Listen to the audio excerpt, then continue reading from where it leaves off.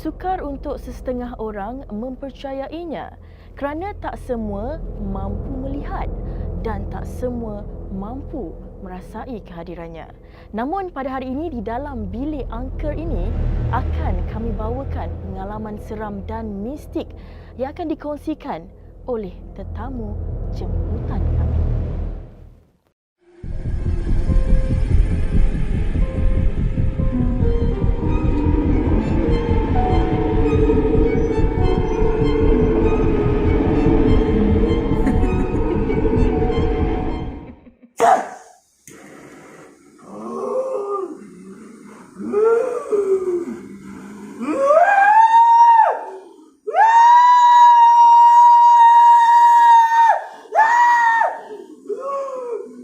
Hai, terima kasih kerana masih lagi bersama Bilik Angker dan hari ini macam biasalah Aina tak kesorangan. Kita ada tetamu istimewa yang kita jemput ke Bilik Angker hari ini iaitu Kak Noh. Selamat datang ke Bilik Angker Kak Noh. Terima kasih. Sihat Kak Noh?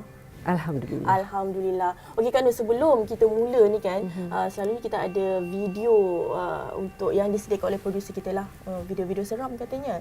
So kita nak preview video dulu. Aina pun tak pernah tengok lagi video ni. Kita nak sama.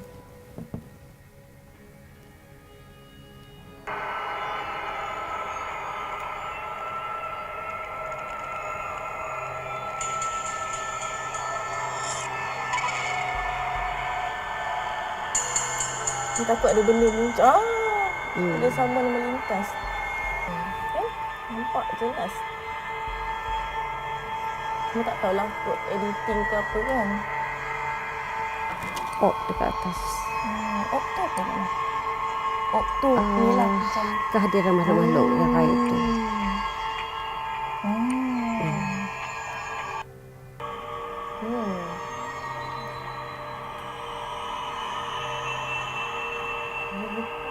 Macam perempuan nak ada rambut, tak tahulah. Kat situ. Kan?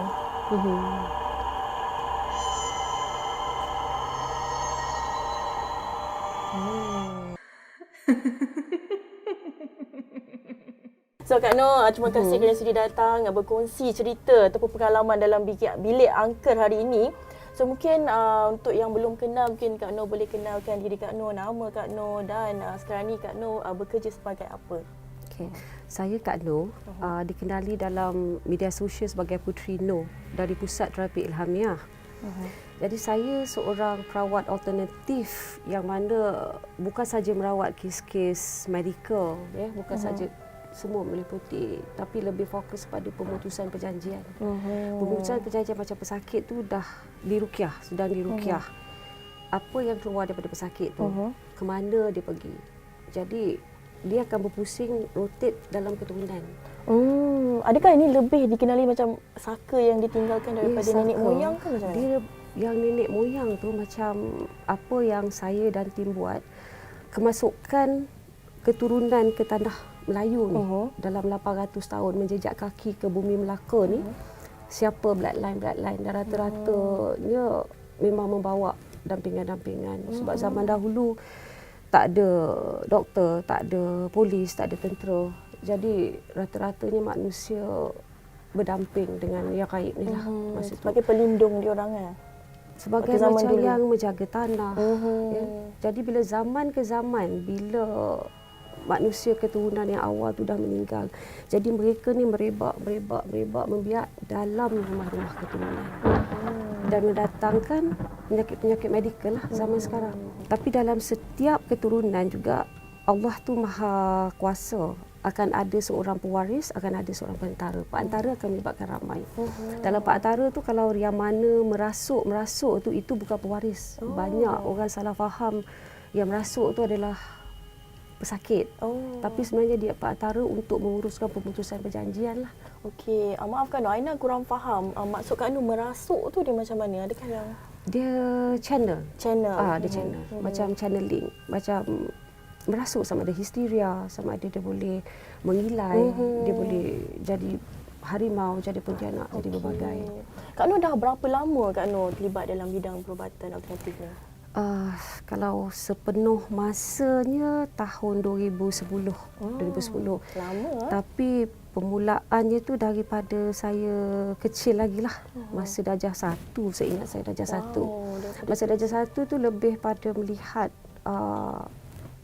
awan, awan berzikir, pokok bercakap, binatang, segala pergerakan-pergerakan awan.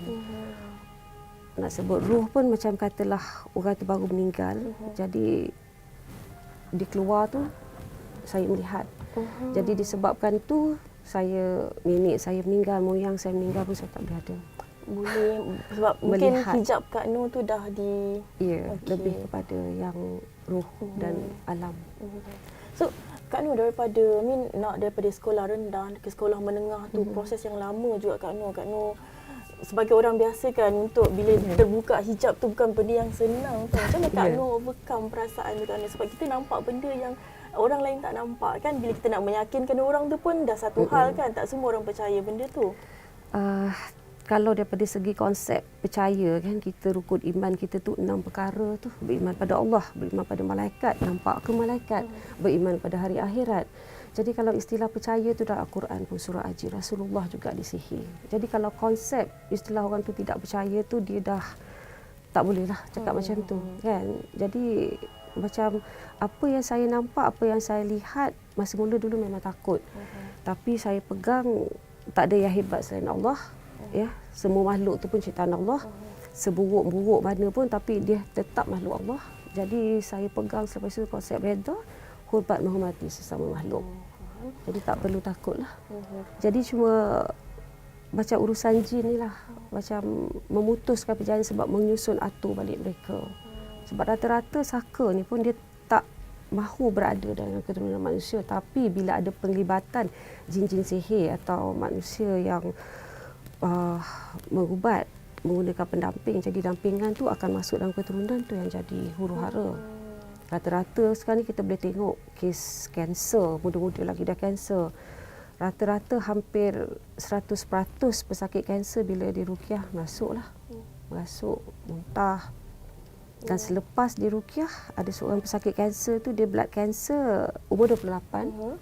Jadi blood cancer dia 13 sesi. Tapi selepas diruqyah, kanser sel down hanya perlukan 3 sesi. So jika melibatkan yang gaib. Okey, faham.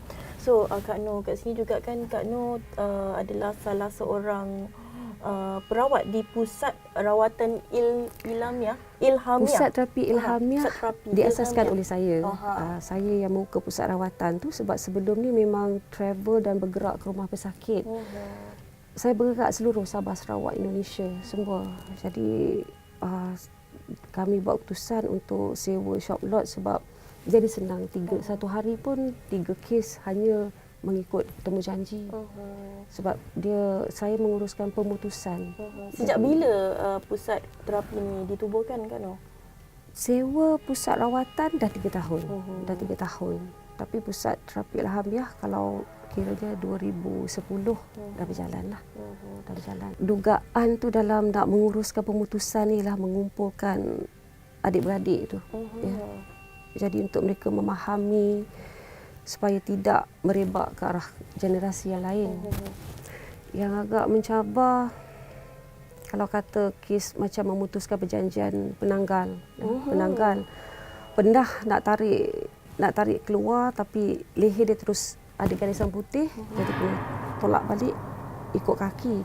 Dan bila penanggal tu keluar ke arah mana, jadi daripada situ saya akan melihat ke arah mana dan saya akan mencatat Gombak ke Setiawangsa ke apa. Jadi tanya ahli keluarga siapa yang tinggal dekat situ, dekat mana mereka pergi tu adalah kumpulan-kumpulan dia.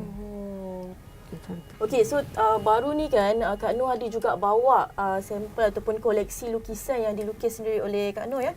Sepupu saya yang juga sama melihat. Okey, yang boleh melihat makhluk-makhluk di alam gaib ni kan. So mungkin Kak Nur boleh ceritakan kan. So contohnya seperti gambar ini Kak Nur. Okey. Dia kalau kita nampak kan perwatakan dia semacam macam ada tangan, ada kaki tapi kepalanya seakan macam ular. Kan lidahnya panjang. Mungkin Kak Nur boleh cerita sikit pasal gambar ni? Di sini itulah kita berpegang yang Allah tu mencipta berbagai makhluk. supaya pada firman Allah memerintahkan seluruh makhluk untuk sujud kepada Adam. Jadi daripada situ seluruh makhluk banyak dan meliputi yang terdapatnya makhluk sebelum Adam.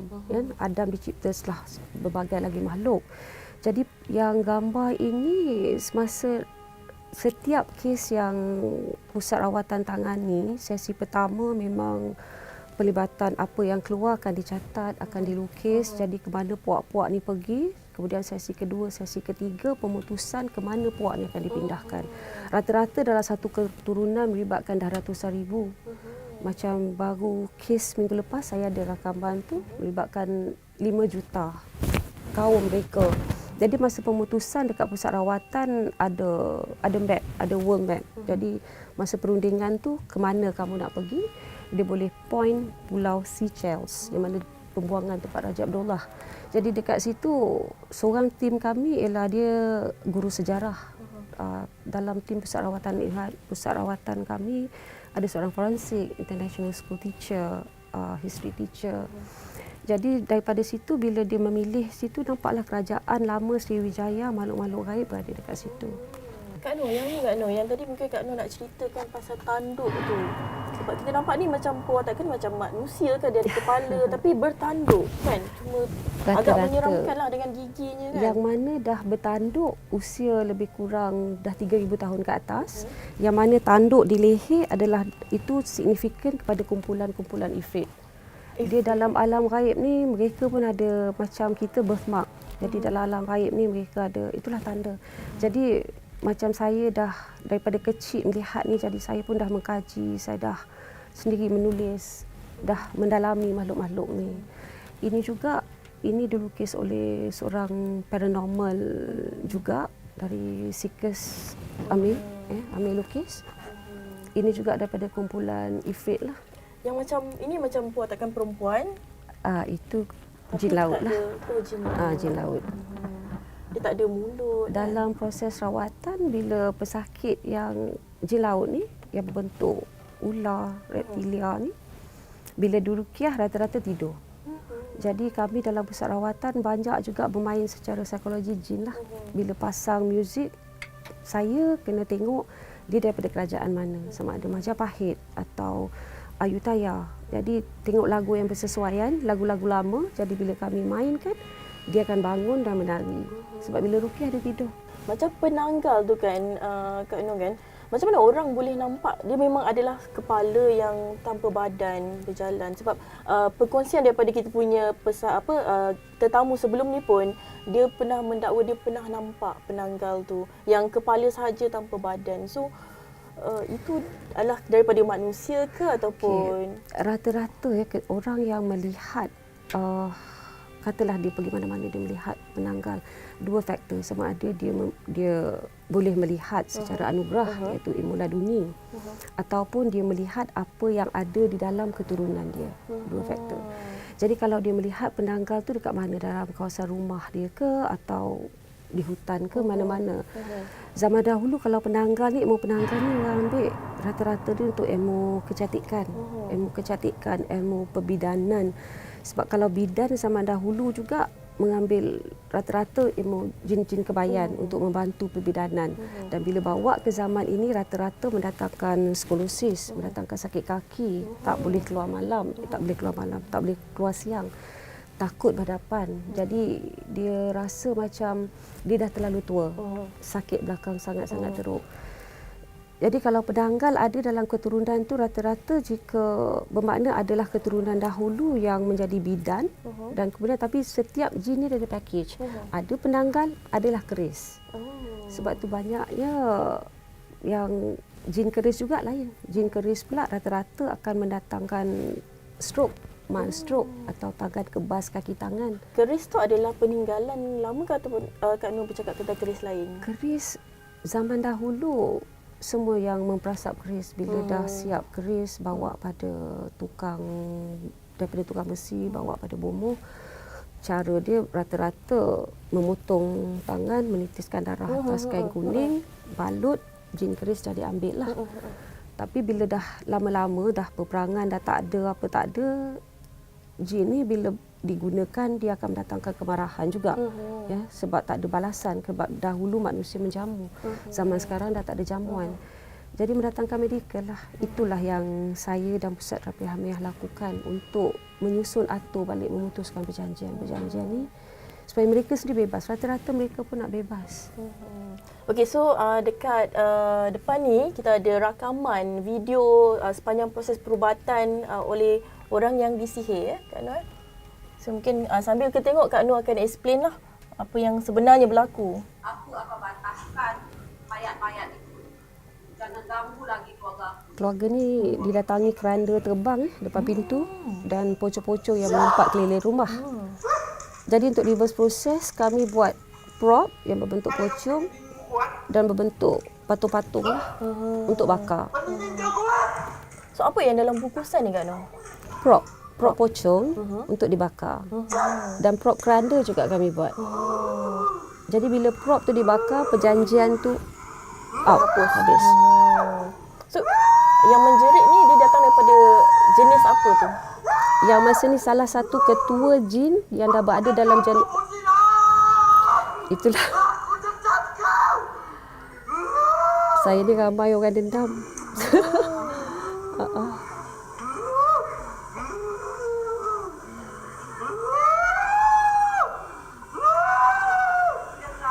Jadi masa tu dia marah sebab pematian dibatalkan. Jadi ratusan ribu puak dalam keturunan ni mereka kena beredar. Dia dah tak ada pilihan. Ini adalah saka ke? Pematian sihir. Sihir. Ini cara pematian sihir.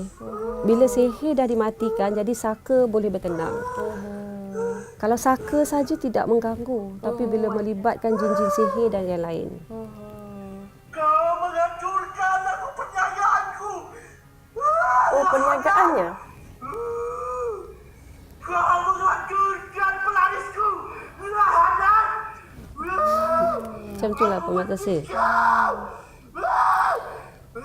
So, bila bahasa yang digunakan adalah bahasa Melayu, adakah bermaksud yang menghantarnya juga adalah orang Melayu ke macam mana tu? Tidak. Dia sebab bila dah beratus tahun berada dengan keturunan, jadi dia akan ikut dialek bahasa lah. Ya. Sebab saya juga, saya psychic, jadi kalau ada yang bercakap bahasa Italy, ada yang bercakap bahasa Istana Lama, ada yang Vatican Church, berbagai sekarang ni. Tapi kalau berkomunikasi dengan orang yang tak menggunakan bahasa yang kita faham kan? Itu kena tengok rakaman. Oh, okey. Sebab banyak semua di rakaman tu. Dia bila dia bercakap bukan bahasa dia tapi saya baca minda dia. So, Kak Nur, sepanjang mengubati pesakit-pesakit ni kan, ada ke orang kata bila kita macam tadi pun Kak Nur kata sendiri, kadang-kadang orang ramai target Kak Nur sendiri. Kak Nur ada tak terkesan benda negatif daripada benda-benda ni semua? Saya pegangan kita lah ya. Kalau segala sakit ke, kita demam ke, bukan daripada makhluk, daripada Allah. Jadi sekira pun saya demam ke atau sakit kepala pun kita pegang semua itu daripada Allah lah. Ya. Dan saya sentiasa redha. Kak Nur, mungkin Kak Nur boleh kongsikan juga cerita tentang pemutusan ataupun pemutusan perjanjian yang dibuat oleh nenek moyang dahulu tu. Mungkin kalau Kak Nur boleh ceritakan lagi detail tu macam mana tu? Okey, boleh tengok Facebook Muhammad Mentara 7 atau Pusat Terapi Hamiah. Dalam tu lebih banyak pemutusan dan rakaman tentang pemutusan perjanjian ni dan pematian sihir. Jadi kalau pemutusan ni amat penting dijalankan. Jadi selepas lafaz pemutusan oleh sama ada ayah atau mak ayah, dia akan bawa semua kumpulan dalam adik-adik, dekat makcik, dekat pakcik, dekat semua rumah. Sebab pemutusan perjanjian sangat penting. Selalu diorang buat pemutusan perjanjian ni untuk apa? Daripada nenek moyang ni. Sebab perjanjian tu dah diambil untuk katalah menjaga atau merawat. Jadi mereka jin ni tak setia. Dia ada dalam keturunan. Jadi selalu kadang-kadang manusia tu tidur kena tindih. Ya. Kena tindih itu sebenarnya salah satu cara jin tu dah berkomunikasi sebenarnya. Bukan dia nak ganggu ke apa, tapi dia nak cuba berkomunikasi, aku ada dalam keturunan ni.